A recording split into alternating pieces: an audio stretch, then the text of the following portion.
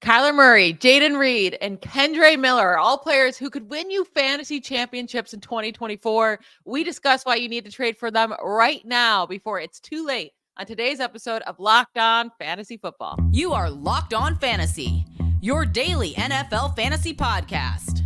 Part of the Locked On Podcast Network, your team every day.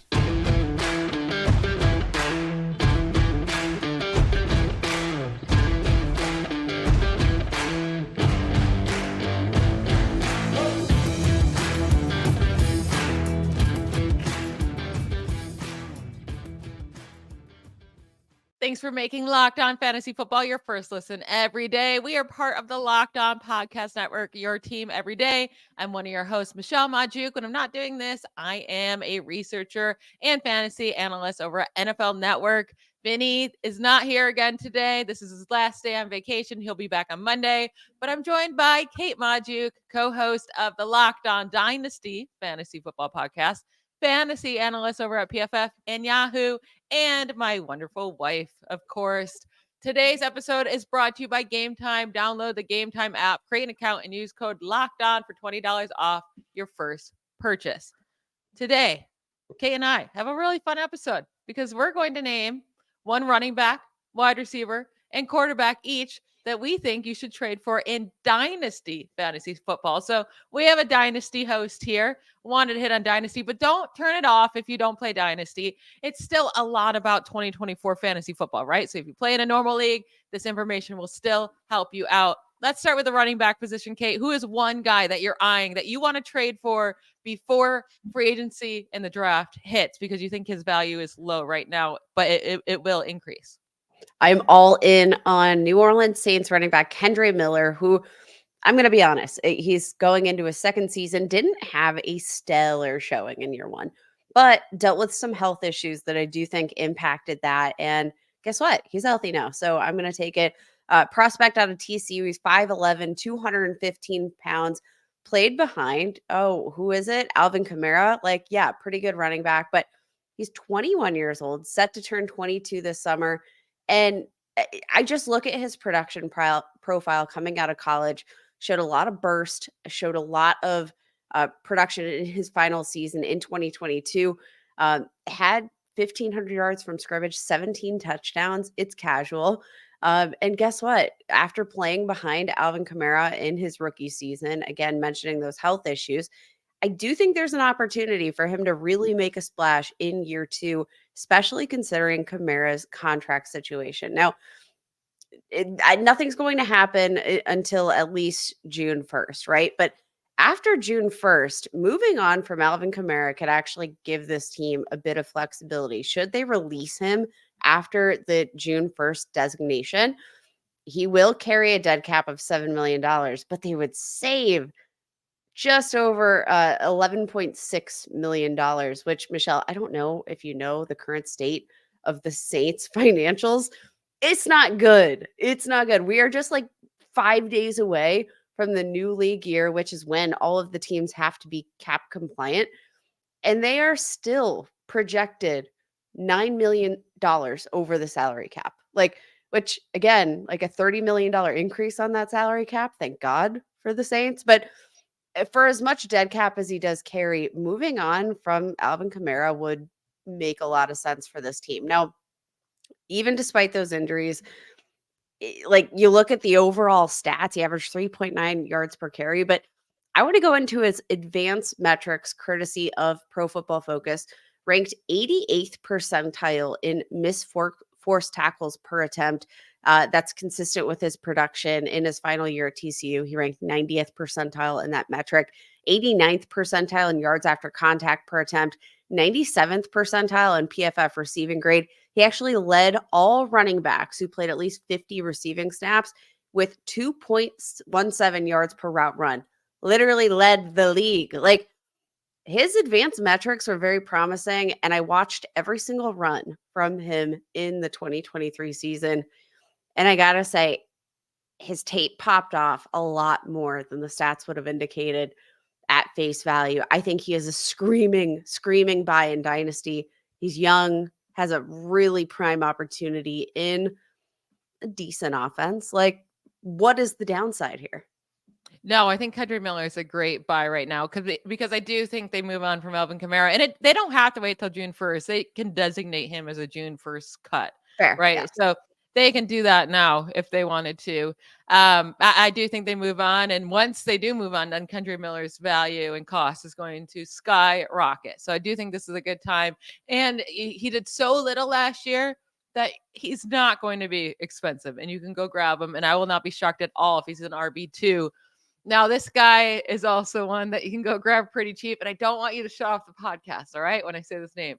It's Zach Moss. It's Zach Moss, but let me explain to you. So Zach Moss is a power back, right? And he gets going with the more carries he gets in a game. Well, the Bills never wanted to let him do that. They let him touch the ball every like 30 minutes, and they expected him to be good.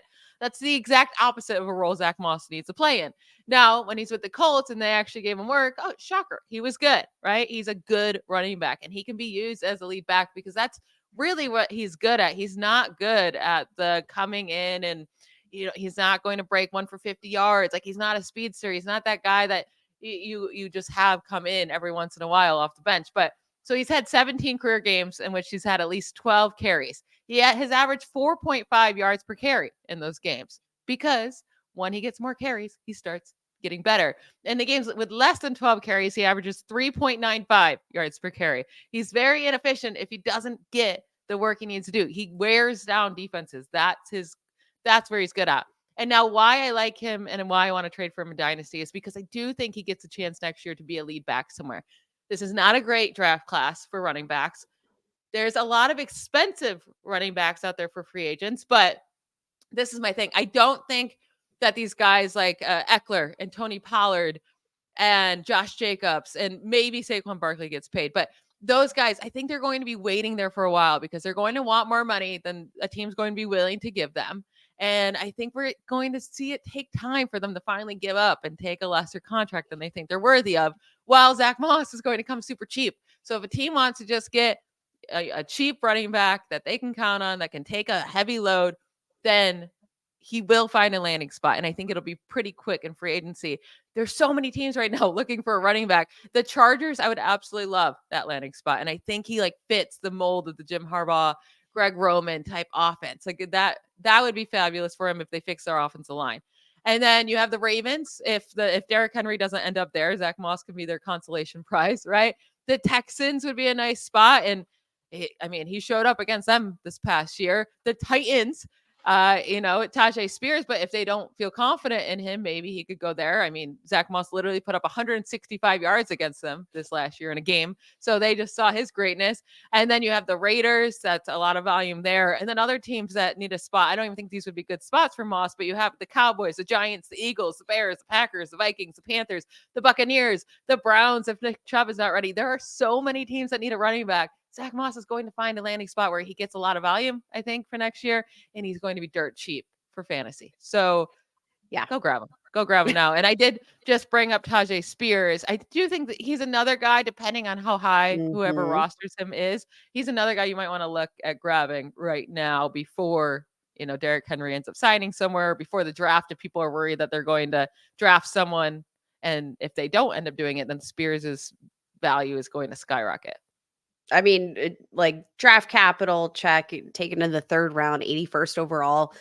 From an efficiency standpoint, had a fantastic season, ranked fourth among running backs with a 26% missed forced tackle rate, tied for the 13th highest yards per attempt average, 3.1 yards after contact per attempt. That ranked 11th among running backs.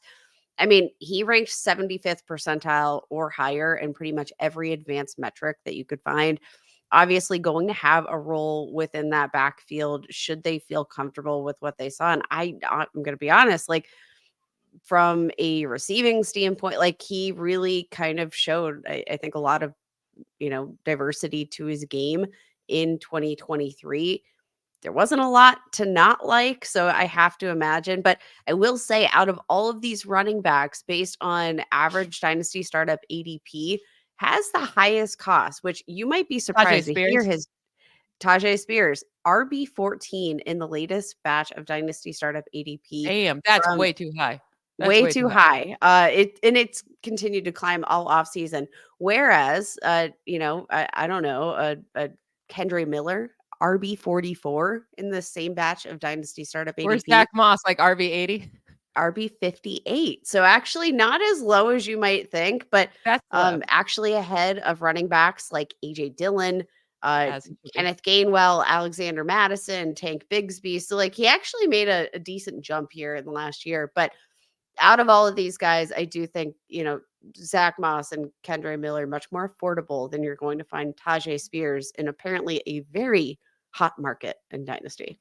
Yeah. We're going to get into our favorite wide receiver target to go trade for right now and remember, free agency hits on Monday. So you got to get moving fast. We do have like a month and a half before the draft. So sometime there, but if you're worried about these players' values going up before free agency, you're going to want to jump on that fast. So we'll hit on our favorite wide receiver just here in our next segment. Did you know that even if you have a 401k for retirement, you can still have an IRA? Robinhood has the only IRA that gives you a 3% boost on every dollar you contribute when you subscribe to Robinhood Gold.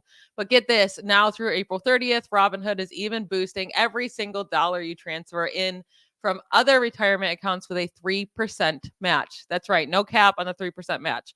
Robinhood Gold gets you the most for your retirement thanks to their IRA with a 3% match. This offer is good through April 30th. Get started at robinhood.com/boost. Subscription fees apply. And now for some legal info. Claim is Q1 2024, validated by Radius Global Market Research. Investing involves risk, including loss. Limitations apply to IRAs and 401ks. 3% match requires Robinhood Gold for 1 year from the date of the first 3% match. Must keep Robinhood IRA for 5 years. The 3% matching on transfers is subject to specific terms and conditions.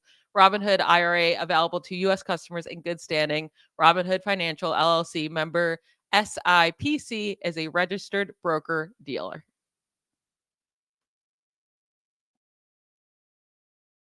All right, Caitlin. I'm going to call you Caitlin, your legal name. Who is your top wide receiver that you're looking to trade for right now before it's too late and his value goes up like crazy?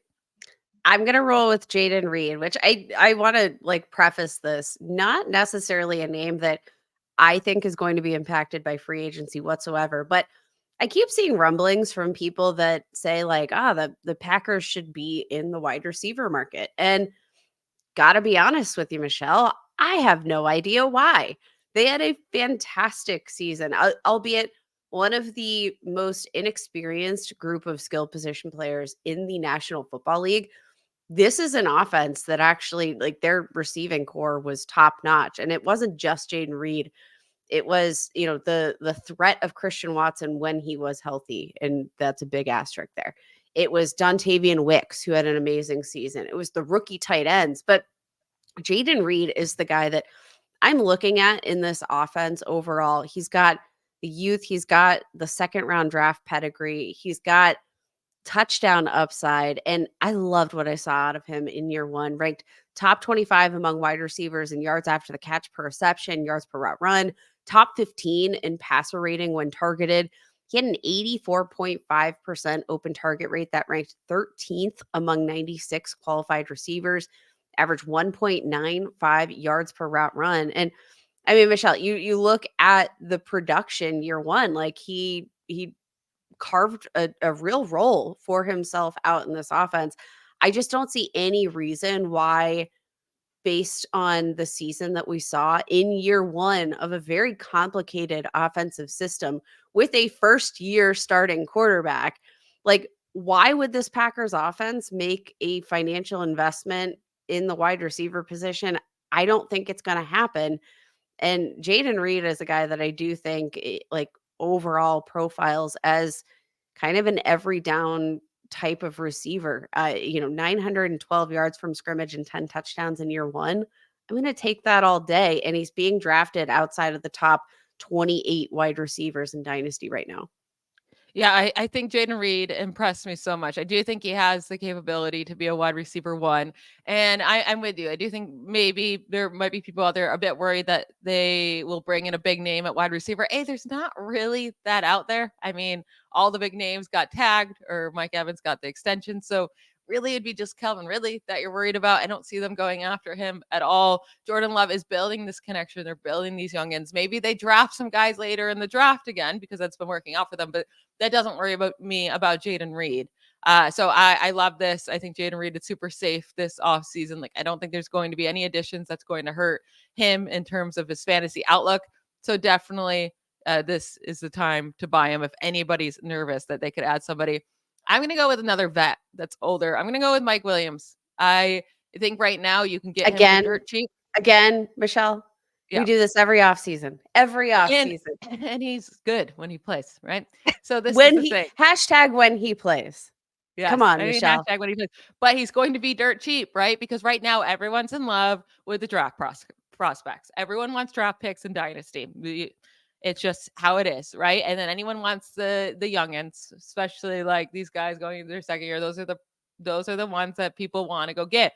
But Mike Williams is going to be so super cheap because he's an old vet that people are sick of, and he doesn't have that shiny, exciting name. But he's only 29 years old. He's not going to be 30 until October. So there's still plenty of good years left for him.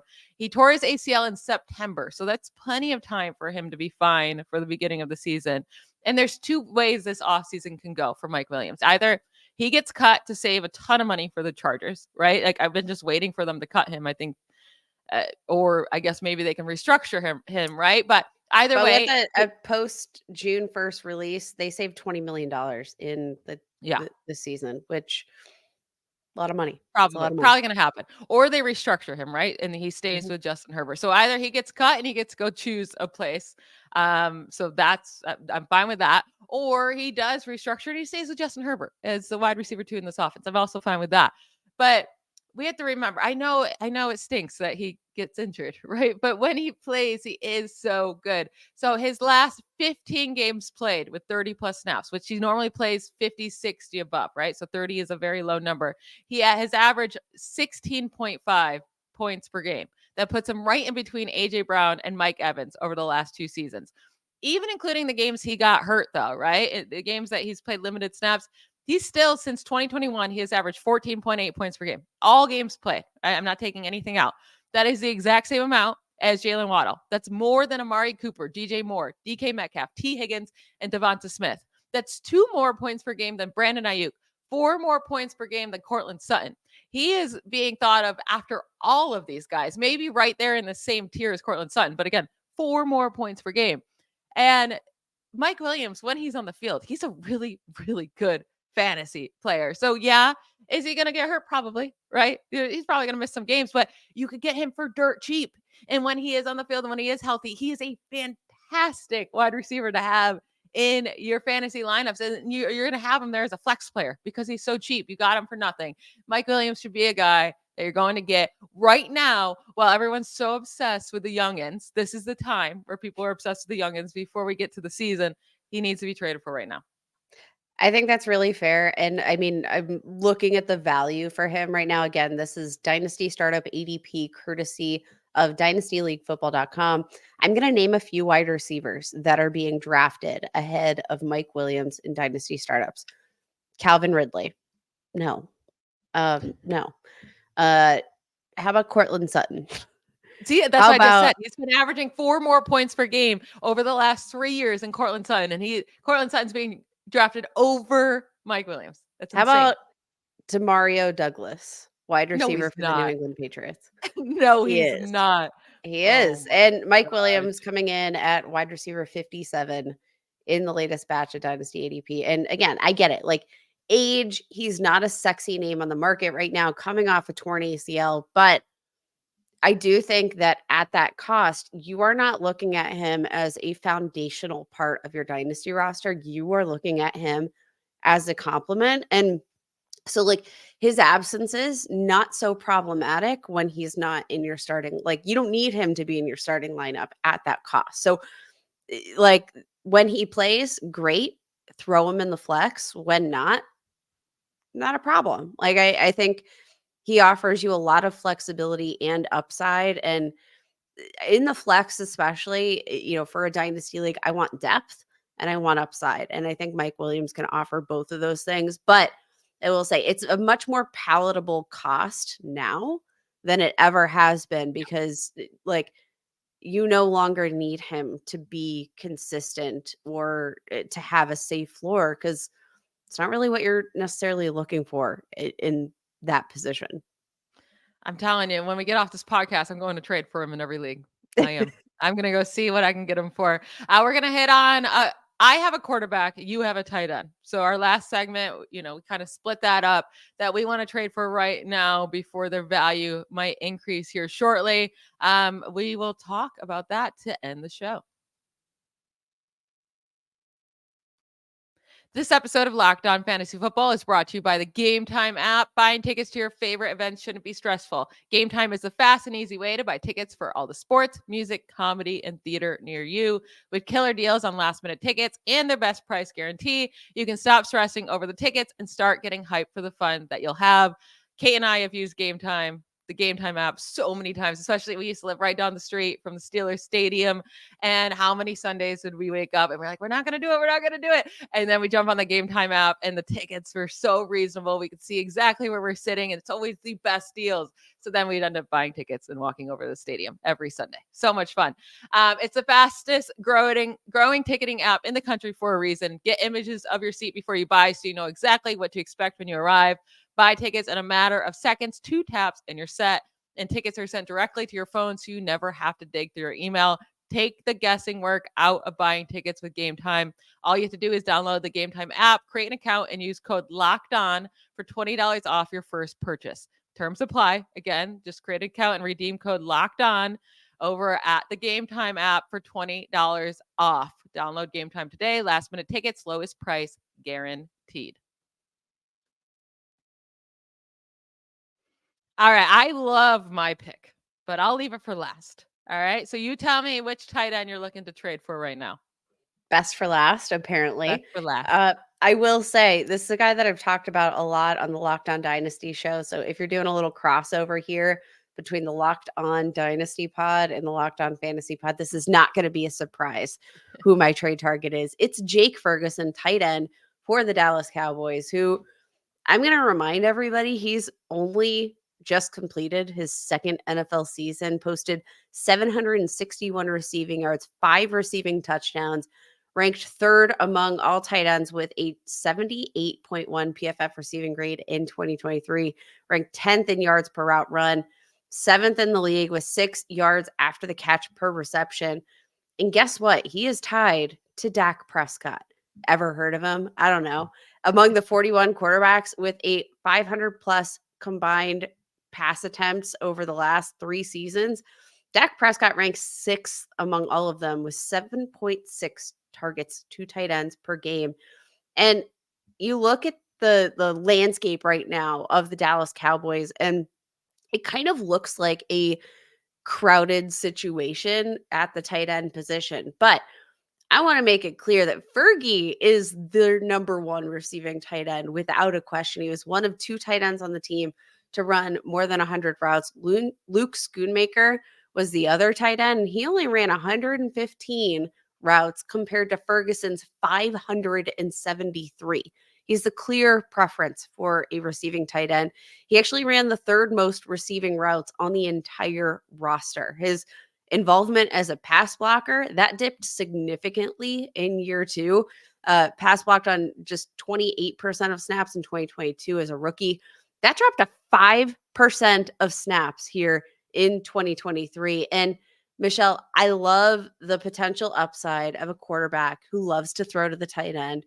We've heard nothing but good things about the rapport that and the connection that Dak Prescott and Jake Ferguson have both on and off the field.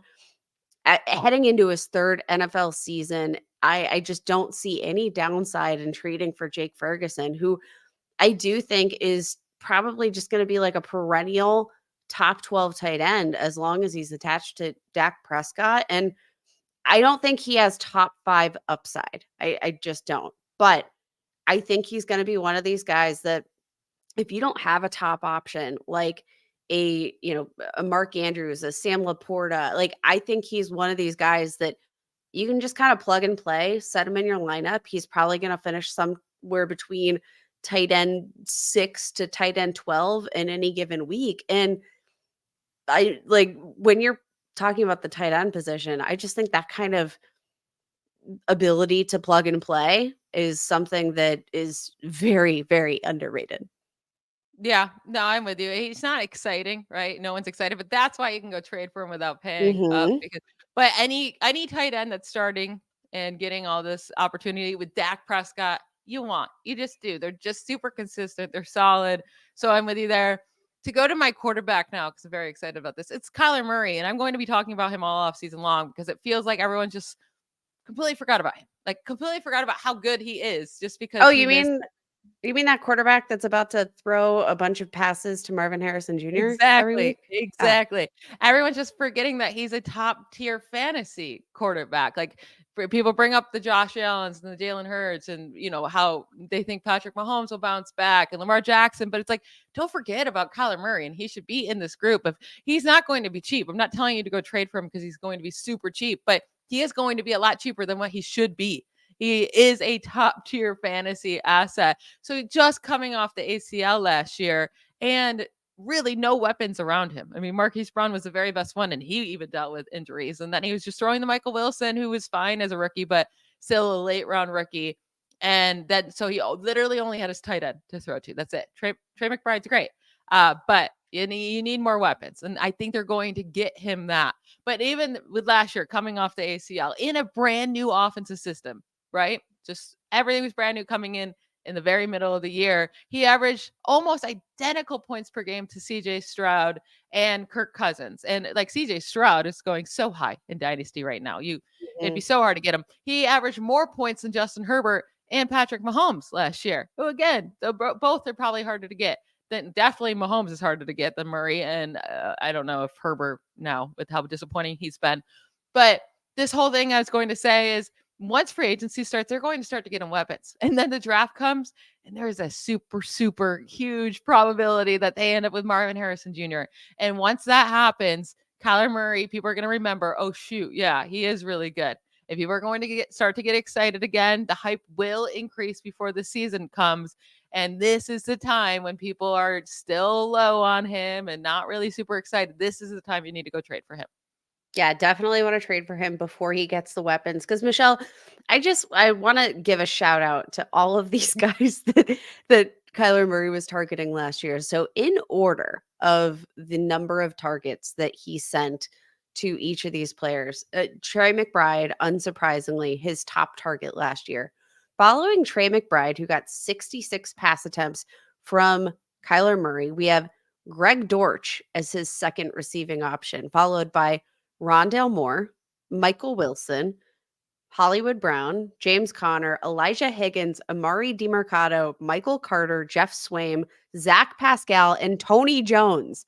My God, like it literally can't get much worse than that. And like I don't think Kyler Murray has a ton of like sex appeal right now. Like he's not the sexiest name on the market, but it can't get much worse, I think, than things were in his return from a torn ACL throwing to that group of weapons. You have to imagine that he's going to continue to get more comfortable with that knee and testing that knee. Obviously, mobility is like a key feature of his game. So I think that's going to play into it. But I actually I think his price tag in Dynasty very reasonable right now. Currently being drafted as quarterback 9 See that behind he was a guys. quarterback 4 in points per game in 2021. So I'm not like 2022 is when he tore his ACL. In 2021, quarterback 4. In 2020, quarterback 2. Like he should be going way higher than quarterback 9. This is why you can get him for such a good value right now. A couple of interesting names that I think are I think he's sort of in this tier, right? Um, CJ Stroud has worked himself up into like the top tier of dynasty quarterbacks.